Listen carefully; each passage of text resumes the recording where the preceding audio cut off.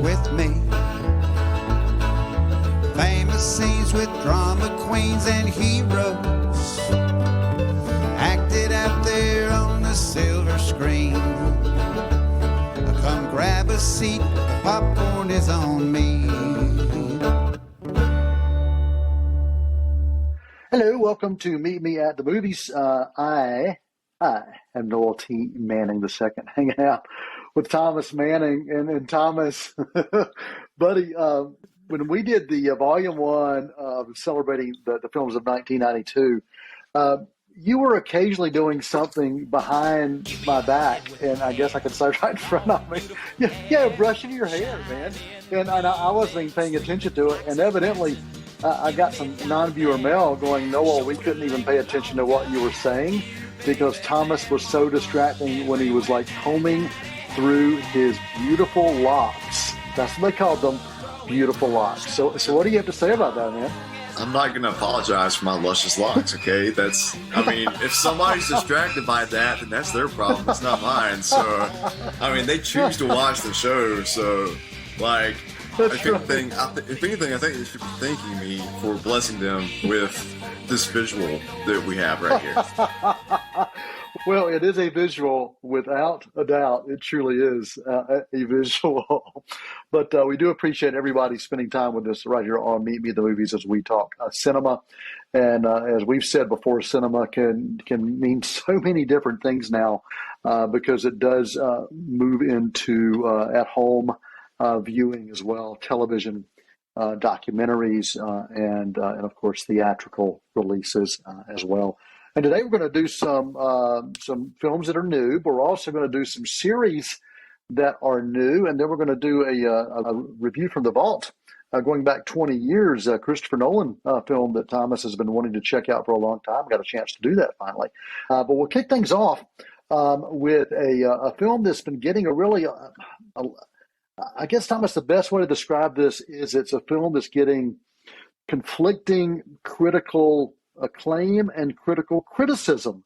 This is probably one of the best ways to describe the movie Blonde, which is a kind of a fictionalized account of the inner life looking at Marilyn Monroe. And I will start just by saying Ana de Armas is phenomenal in this. She did so much research behind the scenes to kind of capture not just the look, but also the mannerisms and the feel. And I got a chance to sit in on a junket Q&A with her through the Critics' Choice Association. And she was just talking about, how much time she spent preparing for this. And she did so by looking at, she said, at every documentary that was ever out there about Marilyn, every film that she had done, and also every interview that she could come across, whether it was an audio interview or a video interview. So she's been doing her research going back to even when she was in Knives Out. So this has been something that's kind of been on her plate for quite a while now. I've got to give kudos, of course, to her. And also the production design and the costume design from Jennifer Johnson. Jennifer Johnson went back and recreated a lot of these iconic costumes that if you've ever seen anything in Maryland, you would recognize them. And she brought those back to life and absolutely stunning to look at from that standpoint. But I have to say it's a very dark film. It's a film that looks at abuse and it looks at it in a very challenging way. It's not a film that's for everybody. It does have the NC-17 rating, and it is one of those that I'm glad I watched it once just to see Ana de Armas's envisioning of this and bringing this character to life. But I tell you what, it's a very torturous film to watch, and one that was difficult. I just got to say it was difficult. It was intriguing in parts, but in other parts it just was completely disturbing. And I think that's one of the things that's kind of torn critics and those who are watching this apart is the amazing aspect of what Anna brought the production design, costume design, but then the story itself, just about this torturous person who just went through so many things. And of course, this is a fictionalized account, but based on a true story. Give me some thoughts, Thomas, of some of the things that you've heard, that you felt, because you've actually chosen not to watch this film.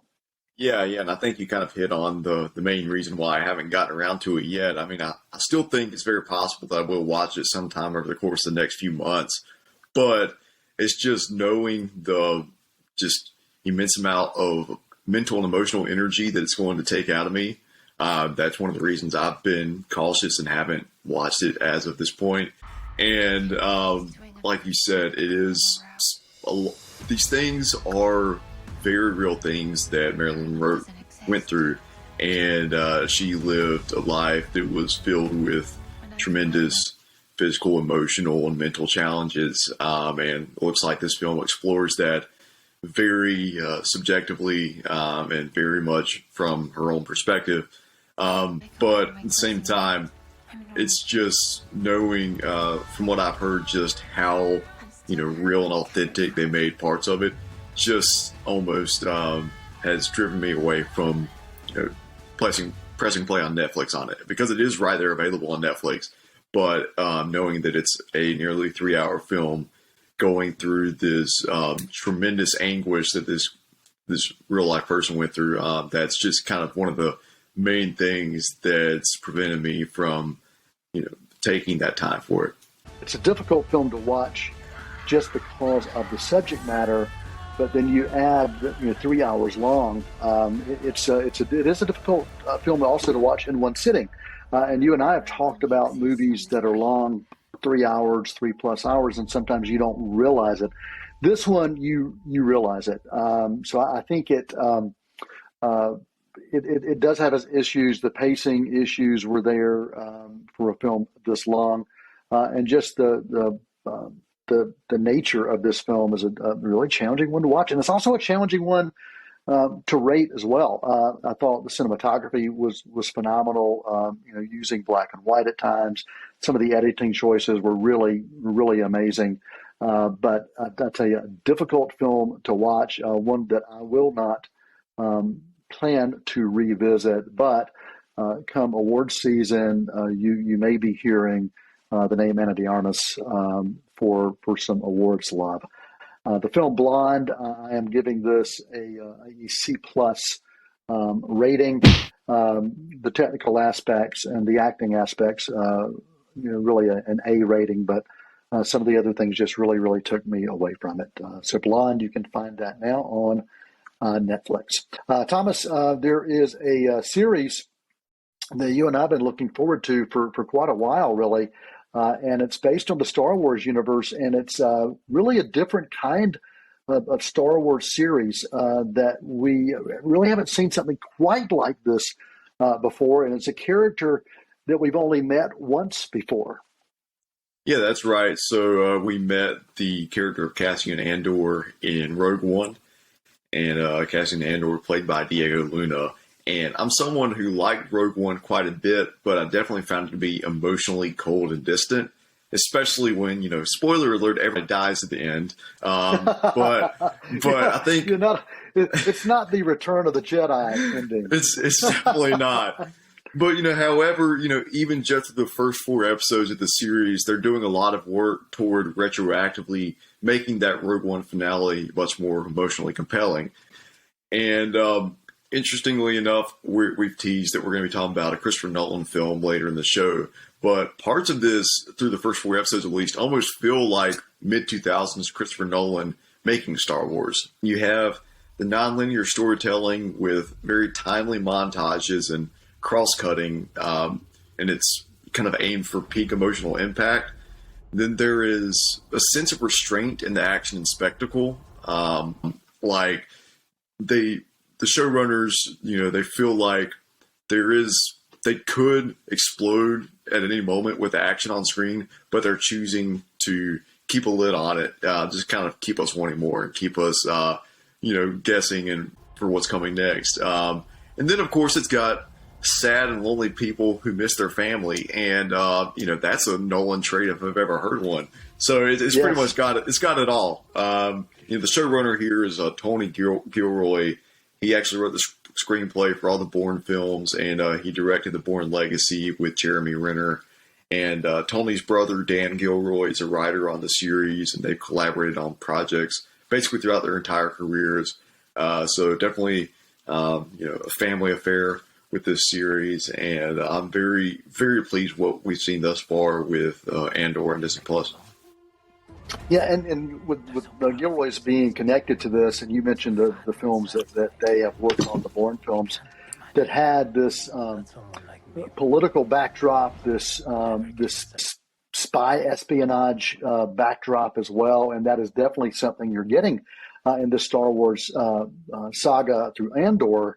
It's not all action, and if you look at the scope of Star Wars itself, there was so much political background to it as well, and this one's solid on that. I mean, the first episode is drama. Sure, there are a couple of action sequences, but it is a drama against the backdrop of political upheaval that's happening throughout the galaxy, and it's amazing to watch.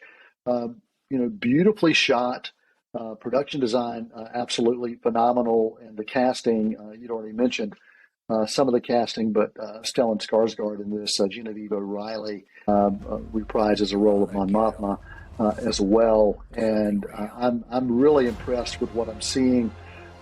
It's amazing to me as we think about the Star Wars universe that we're talking about new versions of these stories coming to life on screen, both on the big screen and then at our homes through streaming. And you find this on Disney Plus, as you can all of the Star Wars films. But Andor, well worth your time. I'm loving it so far.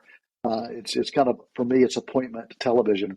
And the episodes are anywhere from 40 to 50 minutes. They kind of range in length, and which I think is fascinating that you can do that. And I love it because it's like, okay, we're going to tell the story in this particular chapter. We're going to use 40 pages of script and tell it in 40 minutes, And I love that. I really love that. Yeah, there's actually going to be 12 episodes in this season, and they've already greenlit a second season as well. I think they might even be in production on the second season. And there's a really interesting structure for season 2 that they've already talked about, how every 3 episodes is going to take place over the course of a year. So the first 3 episodes is 1 year, the next 3 episodes is following year, and so on and so forth. And I think basically it's going to lead right up to the events of Rogue One. So I think that's just very fascinating. They have all that plotted out, and it's not something that we've seen before as far as Star Wars shows on Disney Plus, Star Wars streaming shows. Also got to give major props to Diego Luna, just because he brings such gravitas to this role. Just his screen presence is very kind of enchanting in a way.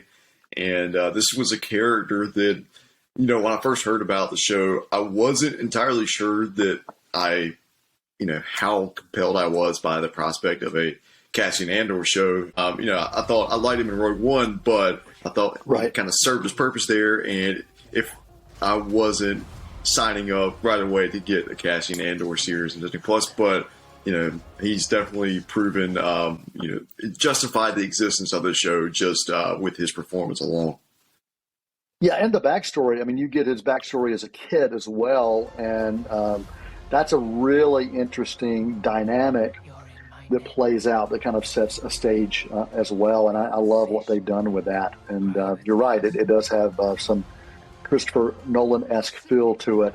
And I tell you, there are times as I'm watching, watching Diego Luna, and I'm reminded of a young Antonio Banderas at times. And I tell you, I'm really interested to see what will be happening with this particular actor in the future as well. What's your rating so far for Andor? I'll give Andor a solid A- at this point. Okay, and I'm actually a solid A. I really love where they're headed with this, and I love what is unfolding. again, and I love that the Star Wars universe continues to be alive and to be alive and well. We're going to take a quick intermission right here at Meet Me at the Movies on C19 TV. You can email us at info@c19.tv, and you can listen to the radio and podcast version through WGWG.org. Hang around after this quick intermission. We'll be back with more on Meet Me in the Movies with Thomas Manning and myself, Noel Thomas, man the second.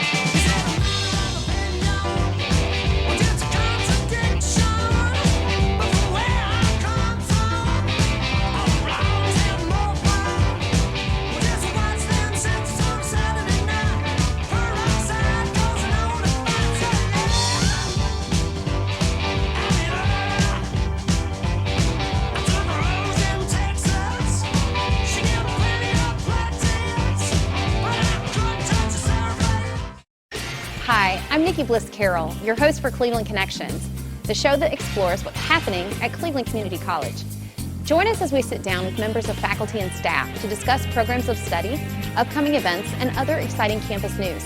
We'll have a new show for you each month on C19 TV, or you can stream us online at C19.tv.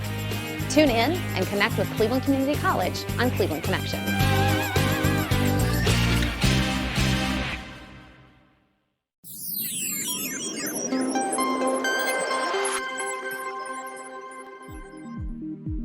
Cleveland Community College has identified strengthening online learning as the topic for its quality enhancement plan.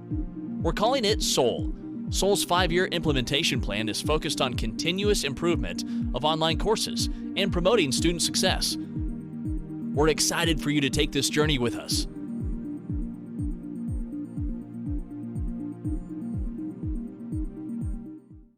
I would tell anybody that's interested in getting broadcasting that this is a really exciting field to be in. The possibilities are endless. And every day is different. There's always something new. You're always on your toes. I think the good thing about, a school like Cleveland Community College is they're really good at keeping up with the latest technologies. My experience with the broadcasting program has been everything and more. I've hosted a television show here. I've done radio shows. I've made my own commercials, all kinds of exciting things, digital animation. And I've never thought I'd have a career in news that I enjoy. It's just really exciting to, have a career where you're in control of what 2 million people in the area are watching every night. It's really exciting and enriching and fulfilling work.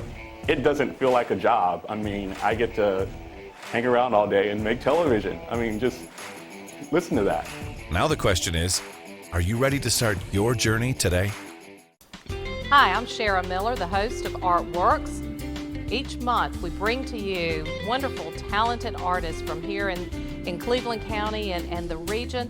We have artists, we have potters, we have painters, we have musicians, we have actors. We just have wonderful artists that come to you and tell you about all that they're doing, their creativity, what inspires them. Join me here on Artworks each month on C19. You can also watch us online at c19.tv. Won't you come and meet me at the movies? Won't you come and Hello, welcome back to Meet Me at the Movies. I'm Noel T. Manning II with Thomas Manning with the well-brushed hair. Thomas Manning, the well-coiffed hair, I should say. And I tell you who's got some well-coiffed hair is a guy named what's this guy's name? Al Pacino in a film called Insomnia.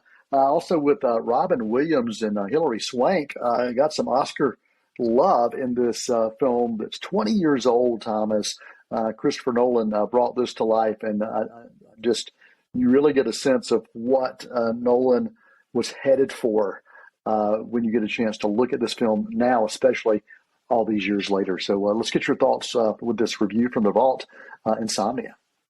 Yeah, so this was Christopher Nolan's third film. He had Following in 1998, which technically wasn't even a feature-length film. It was just 70 minutes, and he made that for like $6,000. So that's a movie we need to talk about on the show someday, now that we're talking about Insomnia. But, Nolan also had Memento in 2000, and that was the one that got Nolan and his brother Jonathan the first Oscar nominations for Best Original Screenplay. Then in 2002, you have Insomnia. But interestingly enough, I feel like this movie might be Nolan's least discussed project from his filmography, which is a shame because it's phenomenal. It's actually a remake of a 1997 Norwegian film, which, interestingly enough, starred Stellan Skarsgård, who we've briefly discussed on the show a little bit. It's all connected. It always is. And you have 3 Oscar winners in the cast. Al Pacino in the lead as the most exhausted detective that you've ever seen in your life. He's coming to Alaska from LA for a murder case, and he's also running from some internal affairs investigations back on the home front. And he's a true pro, but the years have definitely taken a toll on him. And then Hilary Swank, she's basically the rookie detective. She's from this remote part of Alaska, and she's looked up to Pacino for a long time. And she wrote a dissertation on one of his cases when she was like in the academy. And then you have Robin Williams, and I'm not spoiling anything when I reveal that he's the murderer. You can catch that in the trailer alone. This isn't a whodunit, it's a whydunit. But what I really wasn't expecting to find in the film, there's a collision point between the demons of Al Pacino's past and then, the volatility of the present situation. There's just a lot of friction that's been building up, a lot of chaotic energy, and then it kind of just all explodes and pops. And you combine all that with the midnight sun of Alaska, and you have one really tired guy who can't catch a break or a wink of sleep, and that's, Detective Dormer, Al Pacino's character. So this is a film that you've been wanting to look at for a long time, and we talked about just this amazing cast and an amazing director, and this is a film that, as of really only to a couple of years ago, when you look at who wrote this, Christopher Nolan, I guess the only film that directed by him that didn't have him with the official writing credit.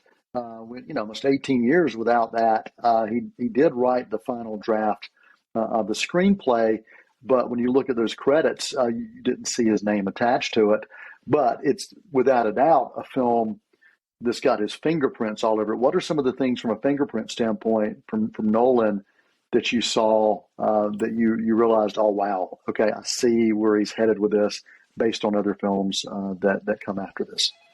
Well, even from the opening shot of the movie, you have this the small plane just gliding over the Alaskan tundra, basically, and just the way the plane was shot and the way the aerial cinematography was, it very much reminded me of the opening of The Dark Knight Rises, when you have the plane with Bane on it, and that entire 10 to 15 minute sequence with that huge action set piece where the plane is there's almost like a plane heist going on at the beginning of Dark Knight Rises. But anyway, just from a cinematography standpoint, you could match up certain shots from the opening of Insomnia compared to the opening of The Dark Knight Rises.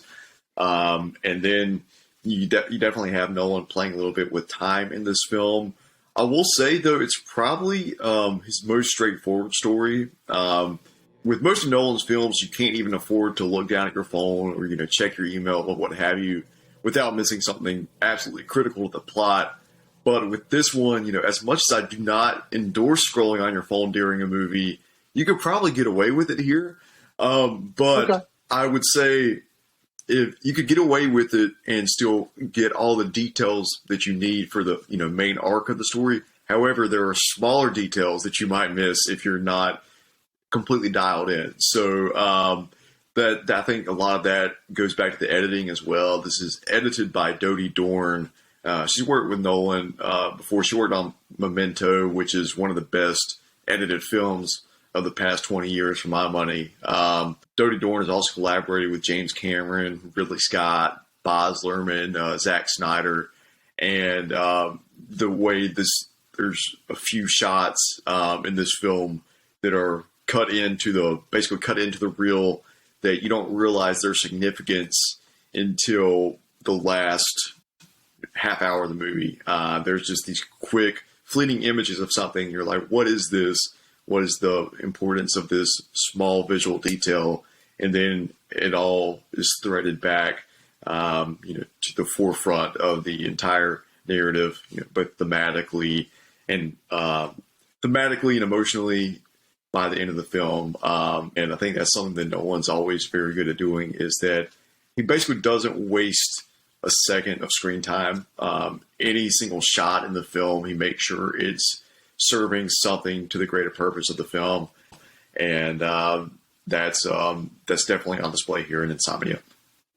Yeah, during awards season, it did get some love. The Academy of Science Fiction, Fantasy, and Horror nominated both Robin Williams and also for writing, got Best Writing. Also, Nolan got a nominee for the Danish Film Awards, Edgar Allan Poe Awards for writing, and Hilary Swank got the Empire Award nomination for Best Actress as well. And then if you look at the Italian Movie Awards, Best Actor and Best Supporting Actor, Al Pacino and Robin Williams both got nominations there as well. So it's a solid film with incredible acting and directing, and the production value as well. Thomas, what's your rating for Insomnia from 2002?